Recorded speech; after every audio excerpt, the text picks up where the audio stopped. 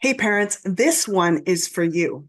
I don't know about you, but one of my top priorities as a parent is for my kids to develop like this strong sense of self so that hopefully they're not going to end up dealing with as much mind BS as I did about, their self-worth and how lovable they are and all of that BS that we ended up working with. And I can tell you, it's freaking hard. I have teenagers now and we struggle sometimes. We struggle to navigate the ups and downs. They have really big feelings that come with being a teenager. And they're juggling all of this digital stuff too. And so they're never disconnected from all of the things that are going to make their teenage brain doubt themselves, right? And so I am excited today as a trauma-informed certified self-esteem and self-confidence coach for kids and certified master parenting coach. Like, those are some seriously cool qualifications. Ashley Kumar is going to join us today, and she helps support families using a multisensory process that incorporates somatic techniques to help us the entire family complete the stress cycle. And that allows us to discharge the energy from our nervous system. And that helps us as parents feel good. It helps the kids feel good. And it helps families to thrive. So let's see what Ashley has to tell us today. Hey, let's make nurturing your own needs part of being a good parent. And that voice that says you have to wait till the kids are all grown up to even have needs of your own is total mind BS. Hi, Ashley. I am so excited to talk to you because as a parent myself, with one special needs child, two kids with ADHD, one with generalized anxiety, and three with learning disabilities, I have taken a lot of parenting training, and what you're talking about today seems so very different from anything else that I've experienced. So I would love if you could give us all sort of a quick overview of your system and how you work with kids and families. Yeah. Okay. So my name is Ashley Angeline Kumar. Thank you so much for having me, Christina. I call myself the confidence coach for kids and parents, and I use a six-step system rooted in storytelling, multisensory learning to support kids, and included in that is somatic wellness practices to help kids go from disempowered, disengaged, and unmotivated to empowered, engaged, connected, and motivated. So I help kids with that, and we use storytelling as our primary way of coming through with various life skills. And then I also support parents because I found that when parents weren't on the same page as whatever the kids were learning with me in their sessions with me, then there was a disconnect happening. So I moved into supporting parents to help understand what is your child learning that you might not have learned yet. And let's get on the same page so we can really emphasize those skills at home and support you guys as a family, creating a more connected, cohesive family dynamic. So tell me more about this storytelling system. I'm having a hard time sort of imagining what that would look like. If a kid's coming into your office for the first time, how do you integrate that? What does it look like? Yeah, well, often when we come into a session, depending on the child, if I've been with them for a little while, we always check in. We always use an emotional check-in, and then we do something called Rosebud Thorn, which is just checking in to see how they're doing. Then we transition into a story, and usually we introduce a certain topic in that story. So, for example, I'm just going to give you some three major ones. We talk about the conscious mind, the subconscious mind through a story called Who's Flying Your Airplane? Ooh, Yeah. And you're like, oh, that's intriguing, right? It is. It's really, really cool. yeah. Learning about how your mind is like an airplane and it takes you wherever you want to go. And there's two parts to your mind, your conscious and your subconscious. And then the kids learn how the mind is like an airplane and which part is which part and which part is stronger than the other part because your subconscious is stronger than your conscious. And how do you program the subconscious? It sounds all confusing, but when you do it through a story, it becomes so much more relatable. If you think about kids, we introduce books, stories, poems, songs from a really young age. And stories are the cornerstone of human existence, if you think about it. Stories are passed down through legends, through songs, through movement. And so storytelling is a very, very powerful way to support children to learn a concept. Because if you think about what I'm saying conscious, subconscious, those are huge topics, right? Yeah, absolutely. How do you help a child understand that on a child level? So it's a very unique way of reaching children with these really important life concepts. So my kids are at 5 and 8, and my daughter knows what the subconscious and conscious mind is and which one's stronger and how her mind is like an airplane. So it's very, very possible. When I'm saying all this, parents are like, how is that possible? But then they get to go through the process and like, oh yeah, my kid learned what the conscious and subconscious is and how to program their belief systems and support their well-being. So that's an example. We also, I love the one about neural pathways. So we talk about neural pathways. Most kids and most adults haven't heard what neural pathways are. And what are those? We have neural pathways in our brain for everything we learn, from thoughts, feelings, experiences, language, movement. We have billions and billions of neural connections in our brain. So I help kids understand that through a really, really simple story that's super relatable. So there's characters in each story, and there's also a very special wizard in each story. It's kind of like if you watch Harry Potter, you have some central main characters that take you throughout all the stories of Harry Potter, right? So it's in the same way. And then we integrate the learning with something tactile, some type of movement, because kids learn and retain information better when it's a multisensory experience. Does that make sense?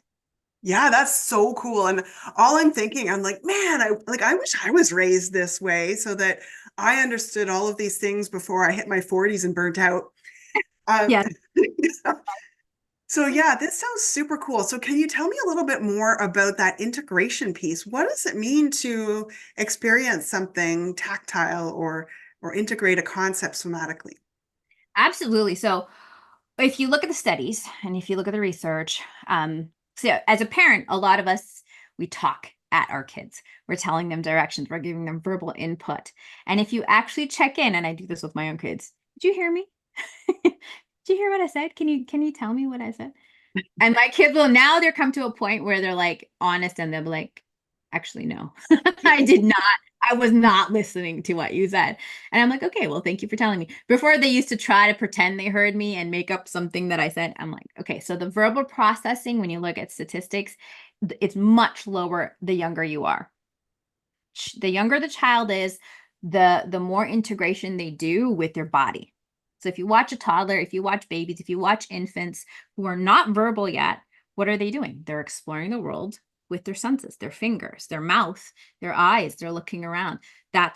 Those are multi-sensory experiences. Then there's other internal systems like proprioception and interoception. So babies roll, they learn to roll and they're like, oh, I can roll, I can move. This is how they're learning and integrating those movements so that then they're progressing in their milestones.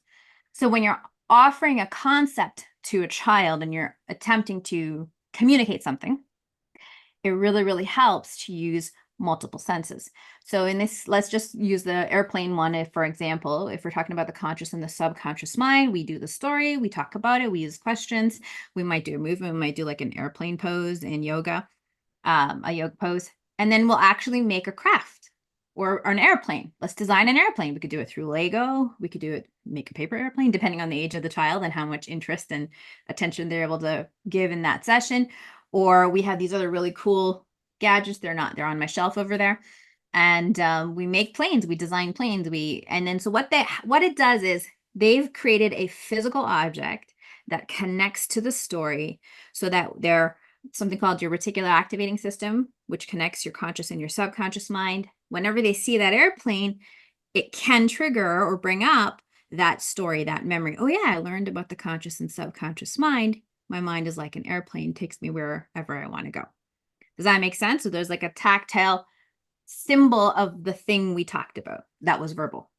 Yeah, that totally makes sense. That was a really great explanation of it, actually. I totally get what you're talking about now. That's so cool. So I'm so curious, how did you end up getting into this? Oh my goodness. Okay. I have a very heavy history, a very heavy childhood. Started off pretty tumultuous, my life. There's suicide in my life. There's depression there. And then when I say depression, I mean in my family system, I experienced things like that as well. And I had very low self-worth, very low self-esteem as a young child. And I after I became a parent, this is when a lot of memories came up, Mm, right? Very unexpected, holding my baby. And I'm like, whoa, where's all this? Like, all this old childhood memories are suddenly coming up. And there's a reason for that. And I don't know how many people are aware of this, but these memories come up because the subconscious mind goes, hey, this is probably relevant now that you have your own kid. yeah. Like, this is relevant and this is relevant. And I'm remembering all these things that happened in childhood. And I recall being as young as age 6, questioning my worth. Like, what's wrong with what, like, my parents used to be very critical. My mother especially used to be very critical, very perfectionist. And so I learned those perfectionist behaviors. And when I was, made a mistake, didn't do something right, there was condemnation, there was yelling, there was all kinds of negative behaviors in the parenting dynamic. And as young as age 6, I remember questioning my worth. And that is heavy. That is very, very heavy for a young child to carry, especially when there are no interventions, when there are no supports, there's no coaching, there's no guidance, there's nobody asking you, how are you feeling? How are you doing? What are you thinking? What's going on for you? Let me understand you. Let me try to connect with you. Let's support you in these different areas. That didn't exist.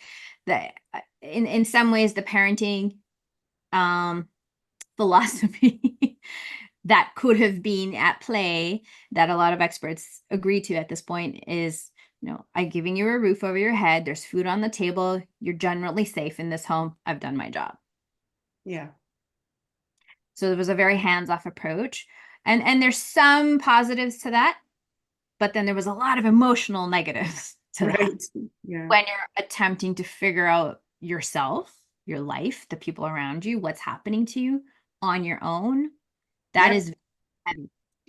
So Yep. when I became a parent and I'm holding this baby and all these memories are coming up, I sort of had this experience where I'm like, I have to take this is it. This is what I've been saying for so many years. Because before having kids, I remember saying to somebody, I feel like I'm supposed to do something to empower. At that time, it was empower girls before I had kids. Like, I have to do something to empower girls. Like, I don't know what it is. And I remember someone, I'm a dance teacher, so I've been dancing and coaching kids with dance for 24 years. And that person said to me, I don't remember who it was, they said, Ashley, you're already doing it. And I'm like, okay, yeah, okay, I get what you're saying. Okay, that means I'm on the right path. And there's more. There's something else. So I was already on the lookout, apparently, for something else to come into my life. I've always been interested in human behavior. Always been interested in social studies, dynamics, why people think the way they think, the feelings, and all that stuff. Um, and so after I had a baby, I realized, okay, there's more. So then obviously my brain body system was looking for it, and the information came to me, and I did my studies, got my certifications in various different areas, and I became a certified self-esteem and self-confidence coach for kids. And then that led me down the path of parenting because I felt that disconnect, and I need to support parents because they need to then support their children, and it's a cyclical process. So that's kind of how that came about. A lot of challenges from a young age as a young child. Yeah. Thank you for sharing that vulnerably. I appreciate that. And I know that a lot of people are going to be able to relate to that. And one thing that you said that really struck me at the end was that you realized very early that you need to work with both the kids and the parents. Yes. And I have worked with so many different professionals, trying to support my son through his journey in life. And never once, not once, did any professional ask me how I'm doing as his parent, Oh, sadly. And so like everything was focused on, supporting him, how to, manage the difficult behaviors, how to make him thrive. But nothing about me. And so I really love that about your approach to this.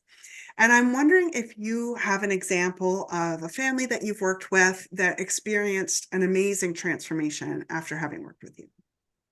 yeah. I have a lovely family who live in Hawaii, actually, and I'm in Canada. And actually, it was interesting because I was writing an entry, an article, and she was the editor of Oh, that article. cool. So when she read my article, she was like, "Oh my gosh, I've got to reach out to this lady." And her kids have now been coaching with me for 2.5 years, going on 3 years now.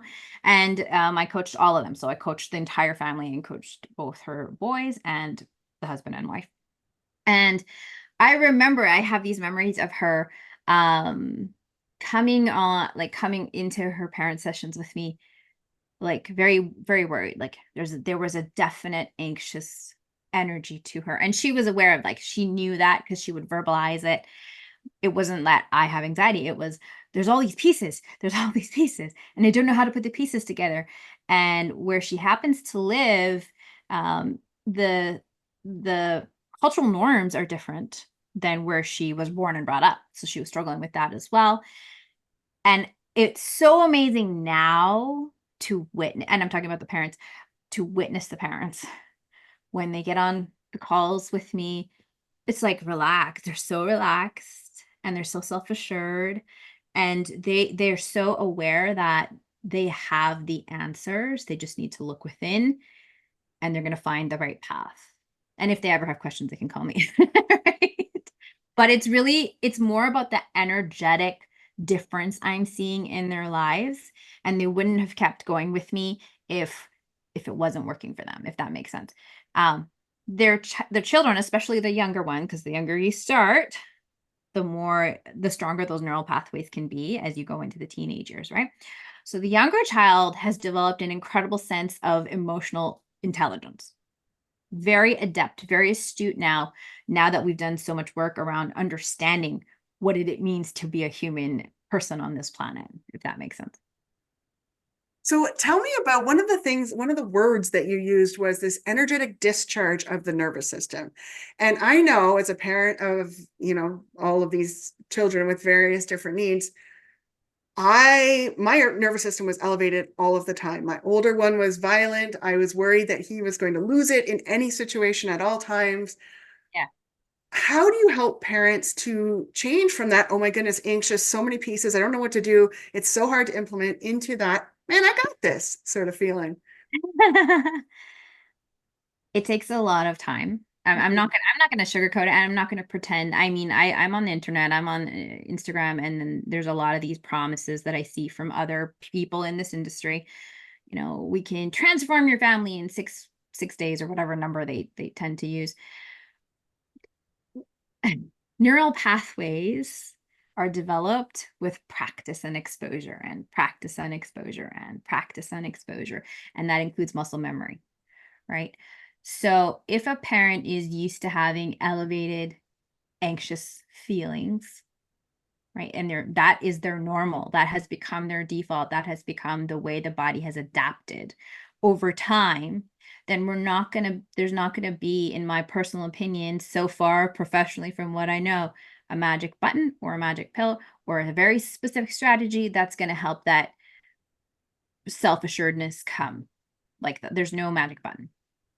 There is practices that we can do to support ourselves. There's education, information, and awareness that we can build. One of the pieces that we need to understand, that a lot of people don't understand, which is why I do what I do, is our nervous systems mirror each other. So whoever I'm with, we can have the ability to mirror each other's nervous system. So we have these things called mirror neurons, which is what some scientists purport is the reason why we yawn when other people yawn. Cool. Right? It's like, why is everybody yawning suddenly? And even, I don't know if you've ever been to laughter yoga, it makes zero sense, but you just start laughing because everybody else is laughing and it's just hilarious. So we're mirroring each other. Our energy, if we're having anxious feelings, our children are going to mirror it back to us. And then that is, if we're aware enough, our signal, or our piece of, that's our message. Hey, my child's anxious right now. Okay, that's reflecting something back at me. Let me check into that and let me see what tools I can use to support us right now. And there's a lot of information on this as well, a lot of studies about how infants, they almost believe they are part of their caregiver. Like there's no separation yet in their identity when infants are born. And I remember this when my child was born, when my son was born, when they took him away, because it was a C-section. They took him away, he cried. And it was miraculous. Like I just remember this, such a strong memory. They brought him right back, right here, quiet. And then they took him away. He cried. And they're like, hey, let's do it again. And they brought him back. And he stopped crying. It was like, okay, I'm with my person.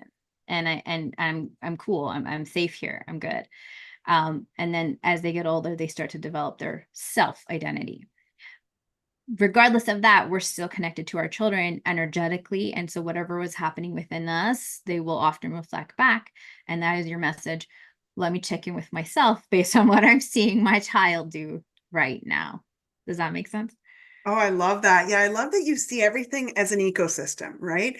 Everybody's sort of feeding off everybody else. And it really is the entire family that needs the support, not just one member of the family. Yeah. Now, if somebody wants to get started right away, you have a free resource for them.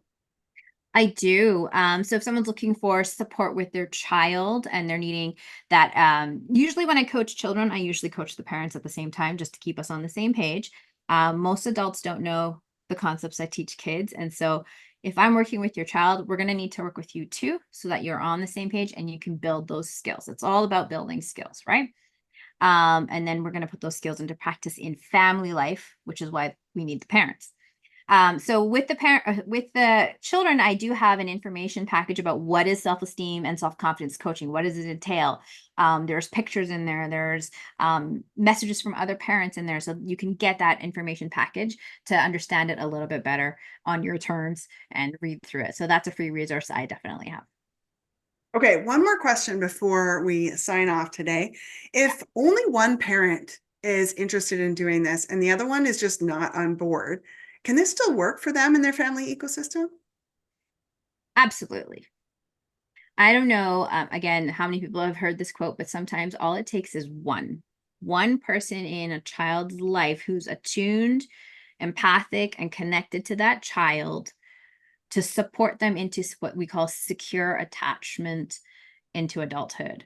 So things don't have to be perfect. Things don't have to be perfectly aligned for us to step in and support a child. I was in a conference the last 3 days, and one of the things I heard was sometimes the first step each time is enough. So that means your action as a parent, even if your co-parent is not on board with you, your actions, that first step is enough. And just remembering that even if you are doing that work, it is enough. It's going to make an impact as long as you're committed to that work. And that commitment to me is like the container that supports your child, that you develop that ability and connection with your child, that it becomes impermeable to all these other negative influences. But that's the level of commitment it does take. And a lot of it is for parents who are struggling with their co-parent, is to let go of the attachment to the expectation that that parent will come on board with you. It's great if they do, but when we hold on to the attachment, right, that they're going to do this, one day I'm going to convince them that they're going to do this, or I have to convince them, I'm going to keep sending them articles. I've been there, done this, by the way. I have done this. I'm going to keep sending like hundreds and hundreds of information and statistics and articles until they become convinced. It's been like 6 years. My husband's still not convinced 100% that it's my attachment to hoping one day he comes on board. So when I let go of that and release, you saw my body shift when I let go of that a little bit. Now it becomes, okay, I'm going to do my part, because I cannot control anybody else in this scenario, but I can do my part. And I think I teach my kids that. I teach them that exact phrase, that we can't control what all our friends do and say, but we can know that, hey, I showed up and I did my part. And then we can feel satisfied knowing we showed up. Yeah, that feels super freeing to me. Like it's just like, oh, I don't have to worry about the other people. I could just do my thing. And I can imagine in your story of you growing up, if you had that one safe adult who, was doing all the things to help you learn all the tools that you help people learn, that would have made a huge difference in your world. 100% would have made a difference. Unfortunately, I didn't have that. And unfortunately, still today, a lot of kids don't have that. And it's not placing blame or shaming anyone, but there is a systematic break that doesn't support parents from learning some of these pieces. I write about it in so many of my articles that, when babies are born or prenatal, so many courses, so many programs women can take. And then there's breastfeeding, and then there's support with baby care, infant care. But then after the infancy age, resources become a lot less available to parents on how to support mental, emotional development, social skills, and emotional intelligence skills. And a lot of people will have this idea that, oh, the kids will just figure it out. They'll just figure it out. And I think that's positive to some degree. But when you're noticing a challenge, or you're not noticing a challenge, let's just say, if you're not attuned or aware, then it's going to create challenges for that person in their teenagers, and that's where it manifests. So all those first 7 to 10 years, and then we start to see the manifestation of lack of skills or lack of awareness in the early teens and teenagers, and that's where we start to see the manifestation of the behaviors where we're like, oh, okay, I guess we missed that piece when my child was younger. So that to me is really critical. I don't know if that answered your question. Yeah. I don't remember what the question was now. It totally did. Absolutely. So I am going to drop all of Ashley's links in the description so that you can go and get that free guide. There's going to be a book a call too. So if you want to just chat with Ashley about what it would mean to work with her, that will be in the description. You can take a look at that. And before we sign off today, do you have any last words for the parents watching? Yeah. Focus on the decision, not the outcome. Ooh. When we focus on our decision to support our child and let go of the outcome that they should learn this perfectly or things should be a certain way, when you focus more on the decision, we free ourselves and we free our children to be able to engage in whatever it is we're attempting to support them with. Just letting go of that outcome. I have parents who will say, I tried to talk to my teen about such and such, and they just shut me out. They went to their bedroom and slammed the door on me. I'm like, and then they carry that with that. The parent carries it. But when you carry it, it flavors all the rest of your actions and behaviors towards your teenager. So it's letting go of the outcome and focusing on the decision. Hey, I attempted to have that conversation with my teen. That's an example. So focusing on the decision, not the outcome. Love that. Yes. Focus on what you're in control of and release the rest. Beautiful. Well, thank you so much for coming today and sharing your unique wisdom with us. And I hope that our paths cross again soon. Awesome. Thank you so much for having me, Christina. Bye. What did the volcano say to the other volcano? I don't know what. I lava you. Hit subscribe and let's see if we can make life balance the norm.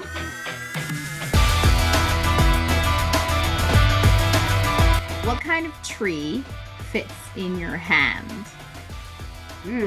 I don't know. Yeah, you do. A palm tree.